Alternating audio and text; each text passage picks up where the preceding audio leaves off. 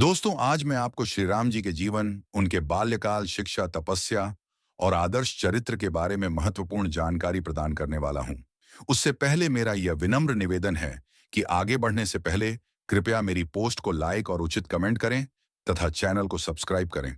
तो चलिए दोस्तों, विषय को आगे बढ़ाते हैं। श्री राम भारतीय संस्कृति के सर्वोच्च आदर्श पुरुष माने जाते हैं। वे धर्म, कर्तव्य, मर्यादा और सदाचार के प्रतीक हैं। उनका जीवन प्रत्येक मानव के लिए प्रेरणा स्रोत है और उन्हें मर्यादा पुरुषोत्तम कहा जाता है। श्री राम का जीवन केवल एक ऐतिहासिक कथा नहीं है, बल्कि यह नैतिकता, कर्तव्य और सत्य की मिसाल प्रस्तुत करता है। वे भगवान विष्णु के 7वें अवतार माने जाते हैं, जिन्होंने अधर्म और अन्याय के नाश के लिए पृथ्वी पर अवतार लिया। उनके बाल्यकाल, शिक्षा, तपस्या और आदर्श चरित्र से जुड़े अनेक प्रसंग हमें जीवन में उच्च आदर्शों को अपनाने की प्रेरणा देते हैं। श्री राम का बाल्यकाल की बात करते हुए मैं यह बताना चाहूंगा कि श्री राम का जन्म त्रेता युग में अयोध्या में हुआ। उनके पिता महाराज दशरथ सूर्यवंशी इक्ष्वाकु वंश के प्रतापी सम्राट थे। उनकी 3 पत्नियां थीं, कौशल्या, सुमित्रा और कैकेयी। राजा दशरथ के कोई संतान नहीं थी, इसलिए उन्होंने पुत्रेष्ठि यज्ञ करवाया। इस यज्ञ के फलस्वरूप उन्हें 4 पुत्र प्राप्त हुए। कौशल्या से श्री राम, कैकेयी से भरत, सुमित्रा से लक्ष्मण और शत्रुघ्न। महर्षि वशिष्ठ ने उनका नामकरण किया। श्री राम का जन्म चैत्र मास की शुक्ल नवमी को हुआ, जिसे हम राम नवमी के रूप में मनाते हैं। श्री राम को अयोध्या की प्रजा अत्यंत प्रेम करती थी। वे बचपन से ही अपने ज्ञान, शील, पराक्रम और धैर्य के लिए प्रसिद्ध थे। यहाँ में श्री राम जी के बाल्यकाल की एक रोचक घटना है कि एक दिन माता कौशल्या ने श्री राम को झूले में लिटाया और जैसे ही वे कुछ देर के लिए चली गईं, तब वे अपने स्थान पर नहीं मिले। जब कौशल्या परेशान हुई, तब उन्होंने श्री राम को अपने मुख में संपूर्ण ब्रह्मांड का दर्शन कराया।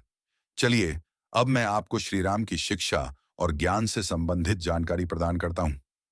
श्री राम का बचपन गुरु वशिष्ठ के आश्रम में बीता, जहां उन्होंने वेद, शास्त्र, धनुर्विद्या, नीति और धर्मशास्त्र का गहन अध्ययन किया।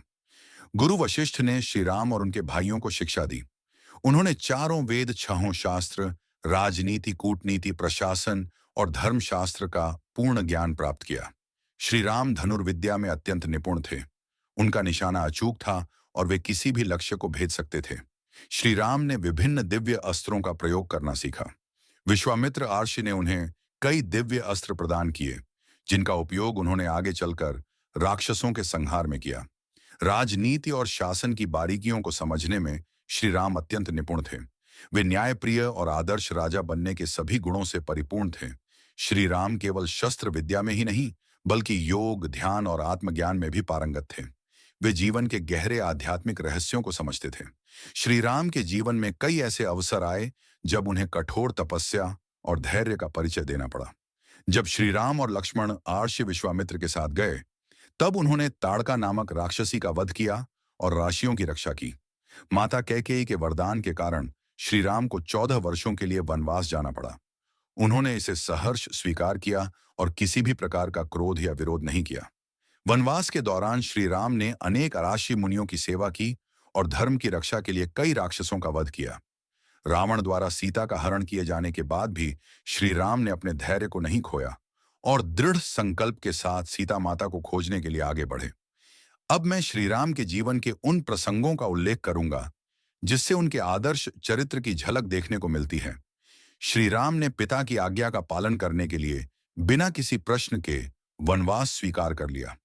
इससे यह साबित होता है कि वे सच्चे अर्थों में आदर्श पुत्र थे। वे अपने भाइयों के प्रति अत्यंत प्रेमपूर्ण और समर्पित थे। लक्ष्मण, भरत और शत्रुघ्न के साथ उनका संबंध अत्यंत मधुर और प्रेरणादायक था। इससे यह साबित होता है कि वे सच्चे अर्थों में आदर्श भाई भी थे। सीता माता के प्रति उनकी निष्ठा और प्रेम अतुलनीय था। उन्होंने पत्नी धर्म का पालन किया और जीवन भर एक पत्नी व्रत का पालन किया। इससे यह साबित होता है कि वे सच्चे अर्थों में आदर्श पति भी थे। उन्होंने सुग्रीव, हनुमान और विभीषण जैसे मित्रों के प्रति अपार स्नेह और निष्ठा दिखाई। वे सच्चे मित्र थे जो हर परिस्थिति में अपने मित्रों का साथ निभाते थे। इससे यह साबित होता है कि वे सच्चे अर्थों में आदर्श मित्र भी थे। जब वे अयोध्या के राजा बने, तब उन्होंने राम राज्य की स्थापना की, जो न्याय, प्रेम, शांति और धर्म का प्रतीक था। उनके शासन में प्रजा सुखी और समृद्ध थी। इससे यह साबित होता है कि वे सच्चे अर्थों में आदर्श राज भी थे। श्री राम का जीवन हमें सिखाता है कि कैसे सत्य, धर्म, त्याग और कर्तव्य का पालन किया जाए। वे मर्यादा पुरुषोत्तम हैं, जिनका जीवन अनुकरणीय है। उनके आदर्श चरित्र से हमें यह प्रेरणा मिलती है कि कठिन परिस्थितियों में भी हमें धैर्य और संयम बनाए रखना चाहिए और सदैव धर्म के मार्ग पर चलना चाहिए। श्री राम का जीवन एक प्रेरणादायक गाथा है, जो हमें सिखाती है कि सच्चे अर्थों में मानवता क्या होती है।